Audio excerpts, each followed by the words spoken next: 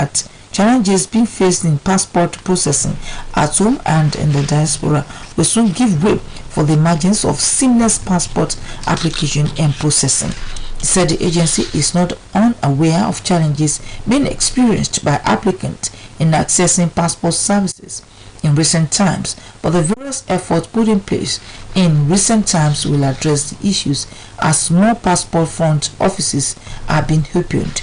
The Controller General made this known at the commissioning of the Katsina State NIS command and the unveiling of an enhanced electronic passport facility in the state. According to him, with the rollout of this enhanced travel document, it is certain that cases of delays in processing passports will be taken care of, provided applicants abide strictly with the application guidelines, including ensuring that they make use of the online application and payment platform, as well as to synchronize the data in their passport application with the information in their NIN, National Identification Number.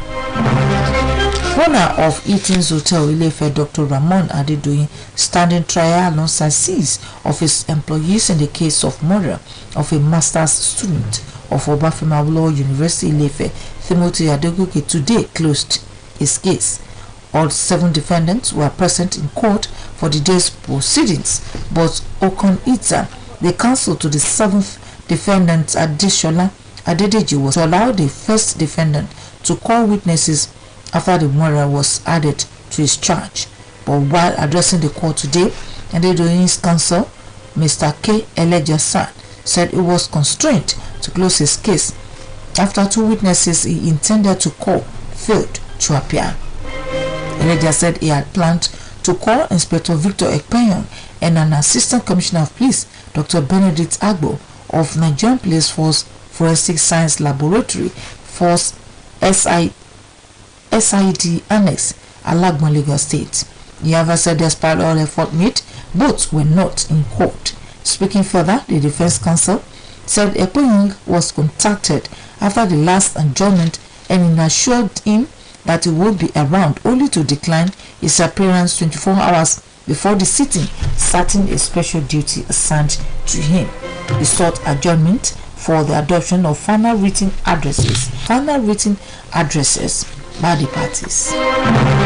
This is the news across the country, coming to you from Osun State Broadcasting Corporation, Voice of the West, Nigeria. Now, I'm reading this message. Great opportunities are not seen with your eye, they are seen with your mind. Never discourage anyone who continually makes progress, no matter how slow. Report of the week, packaged by Sanya Ononide, look at hiccups being experienced by Nigerians as citizens race against time to grab enough new Naira note ahead of the new deadline of February 10, 2023. His report. The Central Bank of Nigeria has finally extended the deadline for the swap of old Naira notes at commercial banks after President Muhammadu Buhari approval.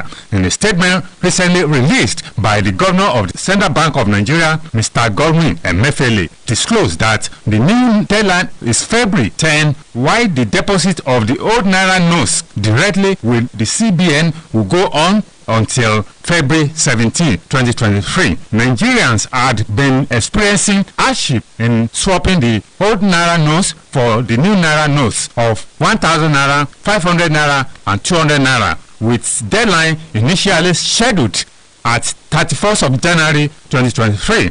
Observation by OSBC News in Ilesha and Osogbo Metropolis revealed a long queue at automated machine points where the new redesigned Naira notes currently can only be obtained by people, a situation that has encouraged racketeering of the new Naira notes by point-of-sales agents, bank officials, and organized syndicates who were making innocent Nigerians with exorbitant charges on any cash withdrawal. According to the Apex Bank, more than 3 trillion new Naira notes has been printed, with about 3 trillion new Naira notes in circulation to ensure smooth takeoff of the cash policy. Unfortunately, it has been considerably weakened by new Naira notes racketeering by unscrupulous elements. In response to the ugly development, the Central Bank of Nigeria, in collaboration with the Economic and Financial Crime Commission and Independent Corrupt Practices Commission, were currently combing the streets across the country to fish out the perpetrators. Many Nigerians who spoke with OSBC News in multiple tongues expressed frustration over the inability to access the new Naira notes. The people are already complaining that it's very, very bad. Like, the experience is like no cash. The only one is to just 10K per person. Sometimes I take per person. Yes, we have been looking at activities beyond our imagination. So as we are here now, we are just here, even though I don't even know maybe you can see money or not, I'm just at it because I need money and there is no cash. Oh bad! Oh burúkú jai! Àti Monday ni mo ti ń para. Mo lọ sí UBA wọ́n ní 5,000 wọ́n ti fẹ́ fún wa kí ló dé alówó níbẹ̀ àrówó jẹun. Gbogbo wọn lọ ní ká tó lọ sí báńkì àbẹ̀kọ́ lọ. Àtúwádé báńkì náà wọ́n tún wọ́n ń gbà wá bí ọ̀rọ̀ awátò. Àtàgbọ́ mẹ́fà mo ti jáde kúrò nínú ilé. Ẹni ká máa ṣe fẹ́ẹ́sì àti tí mo bá rárí 50 naira máa ṣe fẹ́ẹ́sì àtúnyẹ̀ onírú ni. Ó ti gba bísíǹsì jùlọ. Àmì ìkàrà, afẹ́rẹ́ ní àfikáṣì àmì ìkàkàrà. Gbogbo ṣẹ́ṣẹ́ ti gbogbo rí báyìí. Èyí báyìí tẹ́lẹ̀ fúra. Nàìjíríà èyí báyìí tẹ́lẹ̀ bá wọn dàgbẹ́ lórí wa. Wọ́n ràn wọ́n lọ́wọ́ fún bá a tó gbogbo ẹ̀ ṣe. Reacting to the claim by the Central Bank of Nigeria that adequate new Naira notes were already circulated to commercial banks across the country, senior staff of a commercial bank in Oshogbo, Mr. Muyiwa Dumoye, said that the picture on ground is far from the truth. The truth is that the Central Bank of Nigeria, CBN, has not released enough new Naira notes to the circulation. That's just the truth. I think as I yesterday, the bankers committee of the commercial bank, they said that if the CBN has released enough new Naira notes to the circulation, they will give us the details that okay, what so amount goes to each bank. So we see them is really sincere about what they are saying.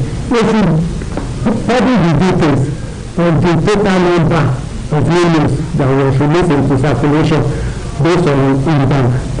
With the directive by the Central Bank of Nigeria that commercial banks should pay any amount in smaller denominations such as 10 naira, 20 naira, 50 naira and 100 naira over the counter, it is safe to conclude that things may get worse before they get better in the coming days for ordinary Nigerians. For Report of the Week, Sanya Onoide reporting. In order to prevent malaria and bring it to zero tolerance, Osun State Government, under the leadership of Senator Ademola Adeleke, is set to embark on distribution of insecticide-treated nets. This is coming to the fore as the government, through the Ministry of Information and Civic Orientation, in collaboration with the Society for Family Health, Catholic Relief Services, Federal Ministry of Health, and the State Ministry of Health, have concluded arrangement to embark on campaign awareness with the good people of the state. Details are now presented from our studios.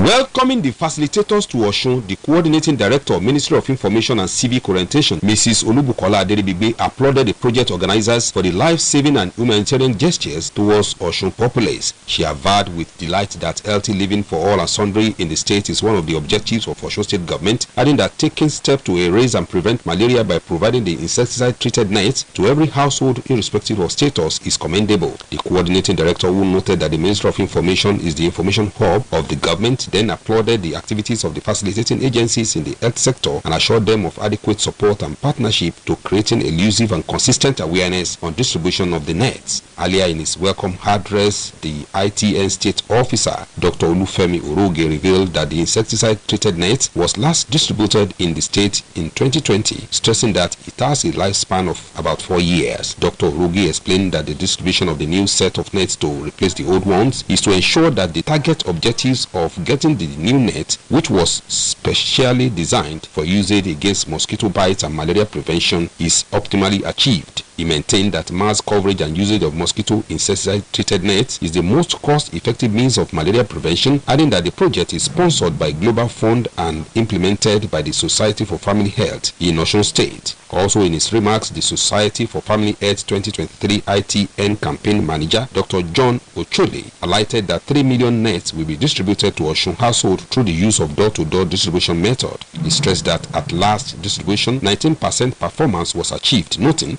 that the year 2023 exercise is targeted to achieve the 5% specified by the World Health Organization malaria prevention agenda. Similarly, the SFH malnutrition specialist, Dr. Daniel Burier, emphasized on the need for media support through the Ministry of Information, adding that micro-planning is ongoing to capture the actual population before the major exercise kick off, so as to ensure that no household is missed during the distribution and collection of the mosquito net, which he said is free of charge. Mr. Burier implored the people of Osun State to also imbibe the habit of keeping their environment clean as a means of preventing malaria. He added that advocacy engagements with other stakeholders have been put in place for everyone to be involved in saving lives of the people against malaria diseases. He commended Osun State government for its health activities, saying that it looks forward to its counterpart funding. He disclosed that Nigeria is a distributor of Global Fund vision of eradicating malaria, and present at the program with the facilitators was the State Malaria Desk Officer, Mrs. Bukola Uye Lady, as well as ITN Federal Ministry of Health Officer, among other directors of the Ministry of Information and Civic Orientation.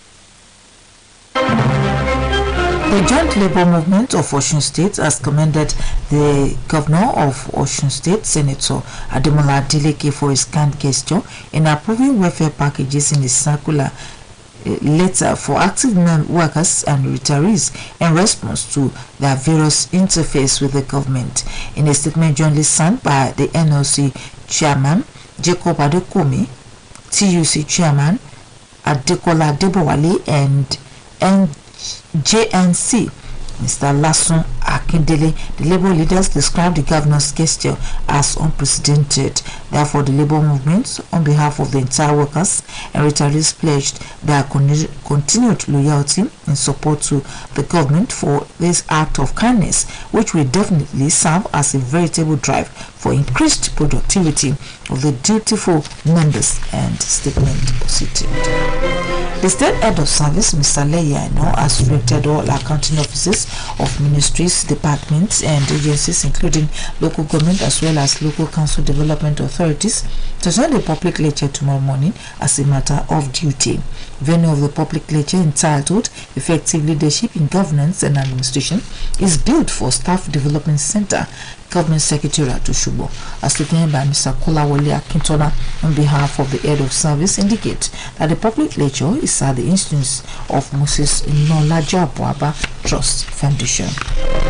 A two-story commercial complex under construction in Gwanikpa district of the FCT today collapsed, with 2 persons fell dead and 50 others trapped. Confirming the incident, Director Development Control, Federal Capital Territory Administration, Mukhtar Galadima, said rescue operation is ongoing with a combined team of several agencies, and that about 7 persons have been rescued and taken to hospital. He says several workers were still trapped on the rubble of the ill-fated building.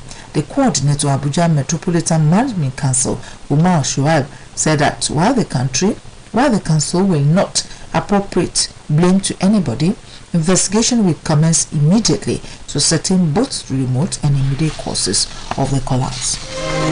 In the meantime, the Lagos State Police Command has declared one Tajuddin Bakari wanted for threatening public peace and illegal possession of firearms on the street. Bakari, popularly known as Oba Ogboni Abalaye Ajamajebi, was seen in a viral video on social media earlier in the week wielding a bomb action rifle and threatening residents of the Surulere area of the state. The state populations officer, SP Benjamin Udayi, in a statement said the CSP Egbeyemi led rapid response squad working on actionable intelligence carried out a sting operation on the residents of the man in the Surulere area of the state. The annual revival program of Christ Apostolic Church Miracle Center of Peter Jibola Lekwodo Shibot South one day will called host tomorrow evening. Whoever that call upon the name of the Lord shall be saved is the theme of the power packaged revival taking place at Government Technical Playground, Oshogbo tomorrow. The statement by the church authorities hearts that Pastor Lawrence Ogunkola, Baba Miracle, Pastor John Uluwapemi, Pastor Abiodun Oyewale, and Pastor Sam Olatunde will be on ground, while Apostle Elijah Akintunde Olorunku Sobe is a guest artist. The release therefore joined Soul and Sundry to attend the revival to seek the face of God on all their problems. Now to sport. Nigerian teenager Ebenezer Akinsamiro has joined Eternal Syria his side Inter Milan from Remo Stars. Adeyemi Abodere as well as updates.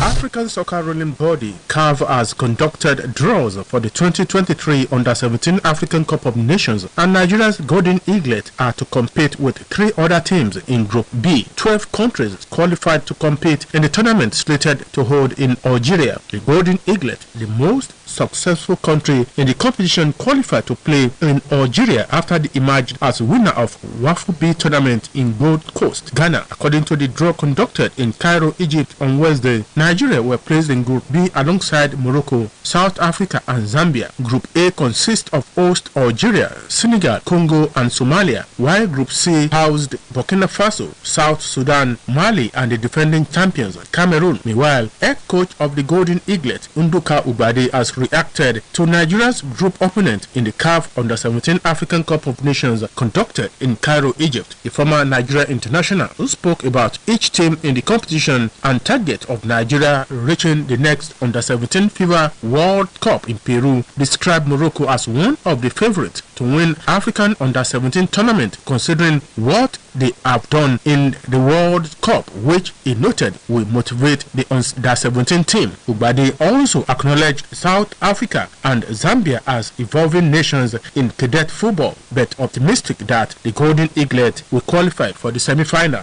In the meantime, ahead of the much-awaited international friendly against the Flying Eagles, head coach of Zambia Under-20 team, Chizi Mbewe, has announced a list of 21 players as they departed for Nigeria. Both teams agreed to have a warm-up game between themselves to be in shape for the Under-20 African Cup of Nations in Egypt. They have departed for Nigeria for the game slated to hold on Friday. After playing Nigeria, the Zambian will move straight to Dakar, Senegal, where they will also face Junior Teranga Lions in another warm-up game. Action continued in the 2023 season of the Nigerian Premier Football League on Wednesday across the country, and Benden Insurance continued its roller coaster. In the league, the Benin-based club is the only team with a 100% record, having got 12 points in 4 games, and they were able to make it 5 out of 5 by beating El Kanemi Warriors in Maiduguri by a lone goal yesterday. In Ikene, Remo Stars recovered from that defeat against Insurance Football Club and inflicted 1-0 defeat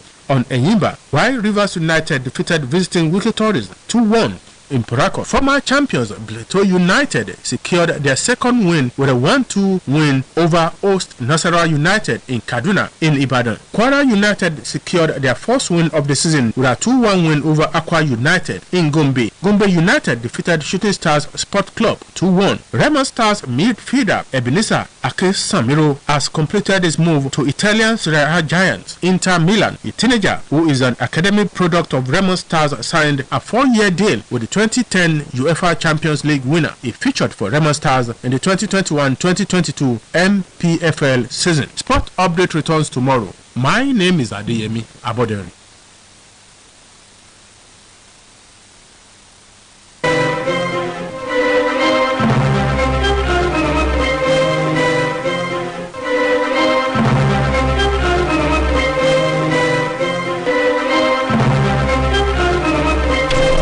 The news across the country, here again at the major point. The Central Bank of Nigeria has directed commercial banks to start the special report of the week today, focused on the e-costs being experienced by Nigerians on the scared new Naira note. A 2-story commercial complex under construction in Gwaripa district of the city today collapsed with 2 persons dead and 50 others trapped. That was the news across the country. Edited by Adeni Kendi and delivered by Ulushola Egbodofo. For more Ibaros, can visit www.osbcng.org. Thanks for listening. Good evening.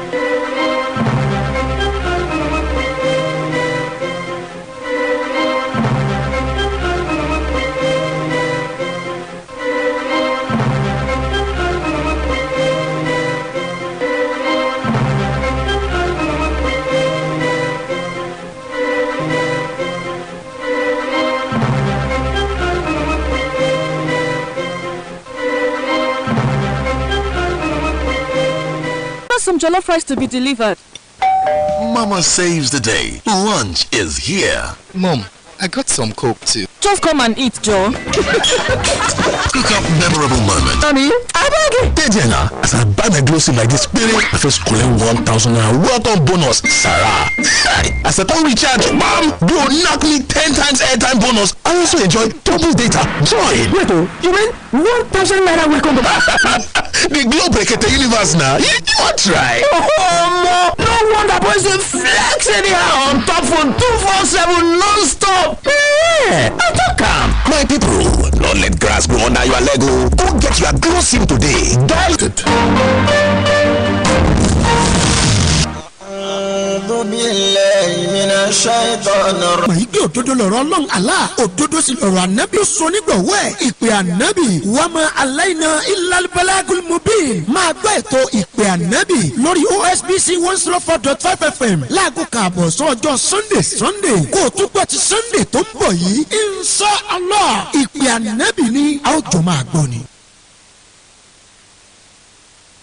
Àròjinlẹ̀ lórí ìkànnì 104.5 FM. Ó dé wàrà bí èjì alẹ́ ó dé yọ̀yọ̀ bí èjì òwúrọ̀ tọmọdé tàgbà. Àròjinlẹ̀ àgbọ̀fikọ́gbẹ́ ètò tó ń kọ́ni bá a ṣe lè gbáyé nígbà rere lò lórí èyíkéyìí àyànmọ́ ẹni. Abala mẹ́ta ọ̀tọ̀ọ̀tọ̀ ló ń fòye sọ̀rọ̀ ń bẹ̀. Next level ìpele tó kàn lábala àkọ́kọ́. Abala kejì ni májẹ̀mú àṣeyọrí. Àkàbà ọ̀là tá a fẹ́ gùn. Kí làwọn ìgbésẹ̀ ojúṣe tó rọ̀ mọ́ tá a fi ṣàṣeyọrí nínú ẹ̀. Àròjinlẹ̀ lábala tó ṣì kẹta. Níṣẹ́ là á láròjinlẹ̀ tó gbẹngbẹ́ng lórí ohun gbogbo. Ká tó gbé ìgbésẹ̀. Ká má bàa fi ká àbámọ̀ bọ́nú gbogbo alẹ́ Thursday. Láago mẹ́wàá kọjá ìṣẹ́jú mẹ́ẹ̀ẹ́dógún sí aago mọ́kànlá kù ìṣẹ́jú mẹ́ẹ̀ẹ́dógún. Lẹ́tọ̀ àròjinlẹ̀ ó máa wáyé lórí ìkànnì 104.5 FM OSBC Radio ilé àgbéyé òkè Baálé Òṣogbo láti.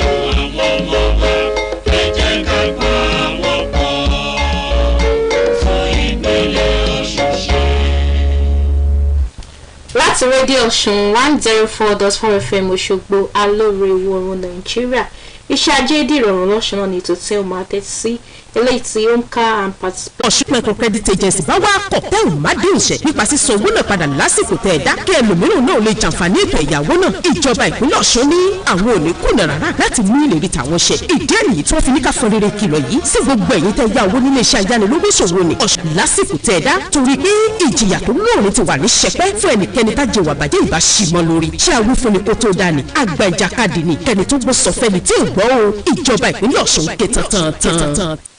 Ẹ lọ́rọ̀ tó di káyà kó tó di ọ̀wù ẹ lọ sanwó tí ẹ yá.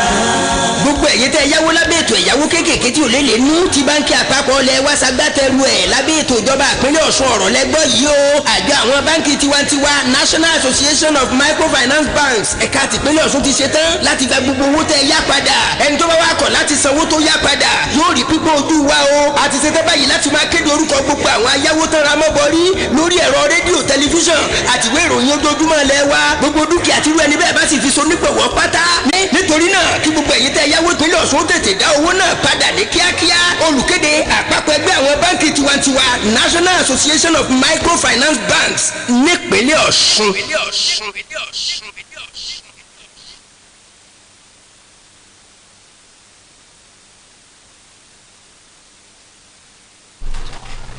Ẹ kú lé o mo kí gbogbo ọmọ ìpínlẹ̀ Ọ̀ṣun pátápátá nílé lóko lẹ́yìn òdì pé ẹ kú lé o àkú bójú ọjọ́ ṣe rí àkú gbùngbàyùngbà ìdọ̀dọ̀pá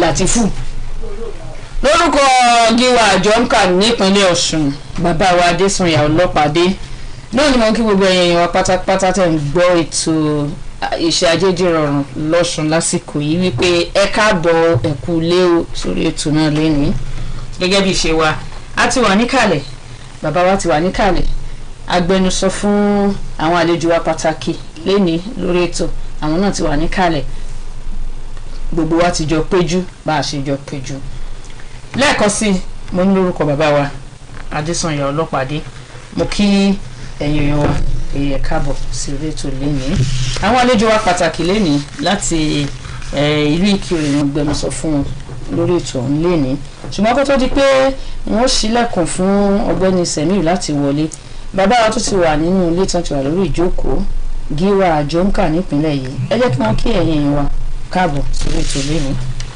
ẹ ṣe wọn lóòtú ní orúkọ àwọn aláṣẹ àti gbogbo òṣìṣẹ́ Ọ̀ṣun Microcredit Agency pátápátá ni mo kí gbogbo ọmọ bíbí ìpínlẹ̀ Ọ̀ṣun gbogbo àwọn ọmọlúwàbí ìpínlẹ̀ Ọ̀ṣun pàápàá jùlọ ẹni tó jẹ́ ọmọlúwàbí àkọ́kọ́ gómìnà wa gómìnà olóríire sẹ́nitọ̀ Adémọ́lá Jackson Nurudeen Adeleke mo kí yín kú àtàárọ̀ ẹ mọ̀ọ́mọ̀ ṣe o Olúwa dúró tì yín o mo tara wọn mo kí igbákejì wọn ọmọọba Kọ́lá Adéwùsì ẹ ṣe ẹ kú àtìlẹ́yìn gómìnà mo kí akọ̀wé àgbà fún gbogbo ìpínlẹ̀ Ọ̀ṣun Honorable Teslim Ìgbàláyé mo kí olórí òṣìṣẹ́ lọ́fíìsì gómìnà Honorable àwọn náà Kasim Akínlẹ́yẹ ẹ ṣe kú bẹ́ẹ̀ sí gbárùkù ti gómìnà látara wọn mo kí gbogbo àwọn aṣòfin ìpínlẹ̀ Ọ̀ṣun náà látòrí abẹnugan ló wá dúró tì yín o gbogbo àwọn lọ́gàlọ́gà lẹ́nu iṣẹ́ mo lo ẹni tó jẹ́ olórí òṣìṣẹ́ nípínlẹ̀ Ọ̀ṣun pátápátá mo tara wọn kí gbogbo òṣìṣẹ́ àní ṣiṣẹ́ ṣe o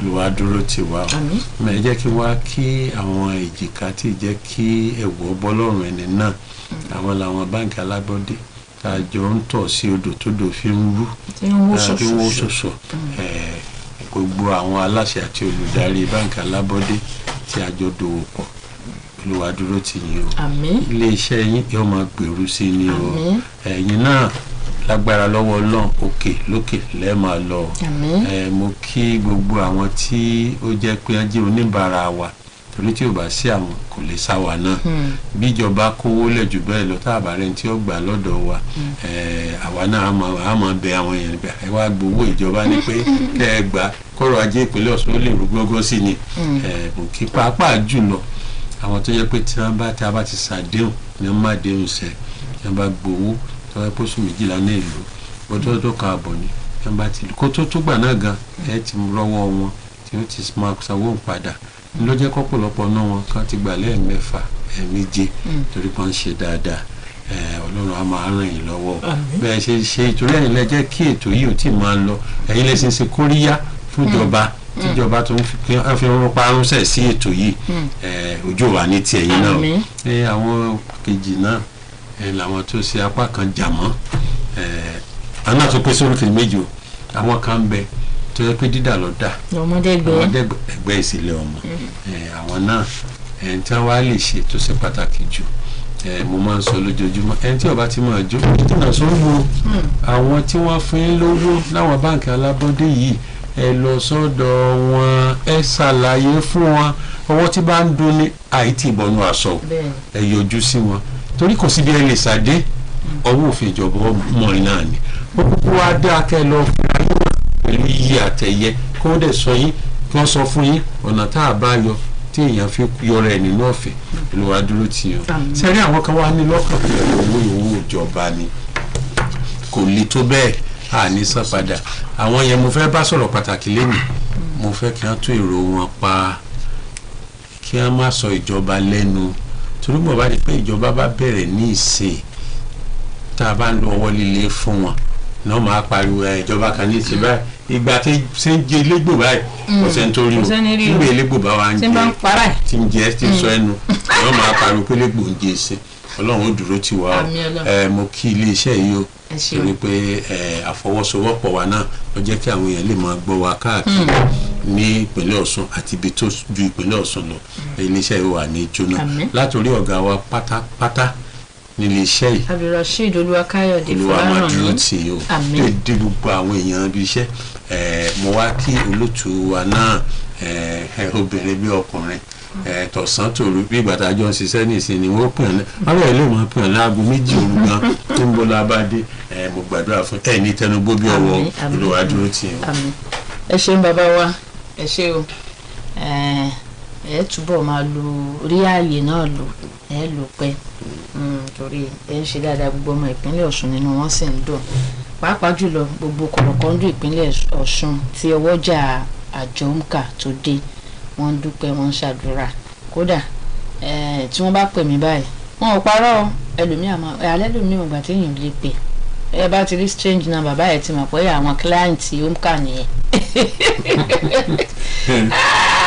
adúpẹ́ lọ́wọ́ Ọlọ́run kò ní rẹ̀ wá agbára Ọlọ́run ẹ jẹ́ kí n fi àsìkò yìí kí n fi kí Gíwá aláṣẹ àti olùdarí Ìkirè Microfinance Bank ọ̀gbẹ́ni Wasiu Mustapha àwọn ni olùdarí báńkì alábọ́dé yìí àwọn náà ni àlejò wa tó wà lórí ìjókòó báyìí tí mo ti ṣílẹ̀ kàn fún tí wọ́n ti wọlé ni wọ́n máa ṣojú fún àlejò wa ọ̀gbẹ́ni Semiu Ọlájídé ẹ bá kí àwọn èèyàn wa.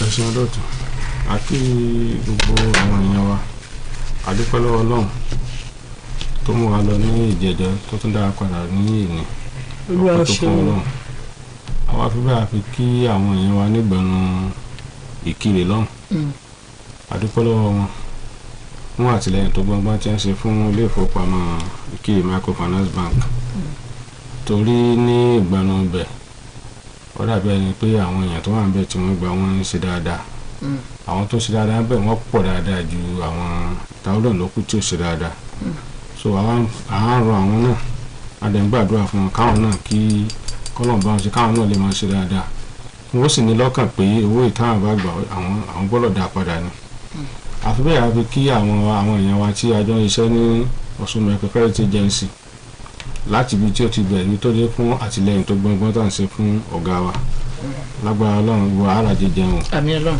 àwọn àfi bẹ́ẹ̀ àfi kí gbogbo àwọn èèyàn pátápátá àti kọ̀lọ̀rọ̀ sí àti àwọn tó gbọ́yìn láàkí lágbára Ọlọ́run àràjẹ jẹun ló dára fún wa. ẹ ṣeun ẹ kú o tó ẹ̀yin wọn lé tẹ bá ṣe ń darapọ̀ mọ́ wa ní rédíò ti ìpínlẹ̀ Ọ̀ṣun ètò yín tó ń lọ lọ́wọ́ náà ni ètò iṣẹ́ ajé ilé ìtọ́lọ̀ ní kó máa di rọrùn nípínlẹ̀ yìí eléyìí tí àjọ ONCA Ọ̀ṣun Microcredit Agency nípínlẹ̀ yìí àti àwọn báńkì alábọ́dé kan tí wọ́n bá wọn dòwò pọ̀ lórí ètò ọ̀gbẹ́ni Ọlájídé ẹ kúṣẹ́ o ẹ kúṣẹ́ takuntakun kò ní rẹ̀ yín o láṣẹ Ọlọ́run ìlú àwọn àpẹẹlú yín ẹni wá ṣojú fún àwọn Ìkirè Microfinance Bank lẹ́nìí mo sì mọ̀ pé gbogbo ìbéèrè tá a máa bí yín ẹ máa lè dáhùn rẹ̀ torí tí yín ti di méjì ní orí ètò lẹ́nìí ó ti tó àwọn ìṣí mélòó èèyàn tí wọ́n ti jẹ àǹfààní àjọ ONCA nípínlẹ̀ yìí. yóò ti máa lọ bí ìsí mẹ́jọ. ok ìṣí mẹ́jọ tí wọ́n sì ń ṣe dáadáa. nígbàánu ibi tí tá a wà lẹ́nu níkiri wọ́n ń ṣe dáadáa ṣùgbọ́n kò sí ká má rí àwọn akọ̀lọ̀rọ̀ sí ṣùgbọ́n àwọn tí ń ṣe dáadáa pọ̀ ju àwọn aláìdáa lọ. ní abala àwọn tí wọ́n jẹ àǹfààní yìí àwọn ìṣíwò ló dàbí pé tí wọ́n ó fẹ́ dá pọ̀ jù táàbọ̀dọ̀ wí kejì. ibi tí ètò tó dàbí ẹni pé ó ṣe bákan apá kan jà wọ́n rà pé ìbẹ̀rẹ̀ náà ni àkọ́kọ́ náà ni nígbà tí ò tí ì mọ́ wọn rárá. tẹ́ bá rí gbogbo àwọn yòókù náà tí wọ́n wá bí láwọn báńkì alábọ́dé ní tí wọ́n máa sábà sọ ìbẹ̀rẹ̀ náà ni yàrá fún gbà náà bóyá wọ́n rò pé káwọn ti gbọ́ wọ́n bá ti gba ọ̀fẹ́ ni ọ̀fẹ́ ló bá dé. ṣùgbọ́n nígbà tí mẹ́ta tó ti ṣe méjì kẹta wọ́n ti wá ń mọ tí ìtura pé owó yóò tẹ̀yàn bá gbà yẹn dá padà ní tó a lè dá àǹfààní fún àwọn tí ò tí ì gbà ṣùgbọ́n alákọ̀ọ́kọ́ yìí náà ni wàhálà pọ̀ àwọn kọ̀ọ̀kan làákàn rí tá a tó fi mọ àwọn kọ̀ọ̀kan níbi síkejì síkẹta wọn àfi bẹ́ẹ̀ pọ̀ ṣùgbọ́n àkọ́kọ́ ni wàhálà lọ́wọ́. àwọn wo ni ẹ wá fẹ́ kí wọ́n yọjú sí báńkì alábọ́dé ti Ìkirè tí wọ́n jẹ àǹfààní bẹ̀ ṣùgbọ́n tí wọ́n kùnà láti ṣe ojúṣe wọn. wọ́n ṣe díẹ̀. ẹ jẹ́ ká gbòòrò wọn. Òkè Bọ́lá Gbọ̀ngàn Greenland MCS Limited alága wọn ni Abẹ́yẹ Festus Olúsakin tó gbé nọ́mbà 5 Olúwàtẹ̀dó Street Òkè Bọ́lá Gbọ̀ngàn. Abẹ́yẹ Kẹ́hìndé Ìbíwùmí akọ̀wé Minister of Commerce Àgbèrè Òṣogbo. Àbò Àkàndé Fọláṣadé Christiana ń gbé nọ́mbà 8 Ilé Ọlọ́bà 2 Ayépé Gbọ̀ngàn. Gbọ̀ngàn Ayédáadé Ìfẹ́dàpọ̀ Women MCS alága wọn ni Adéníran Felicia A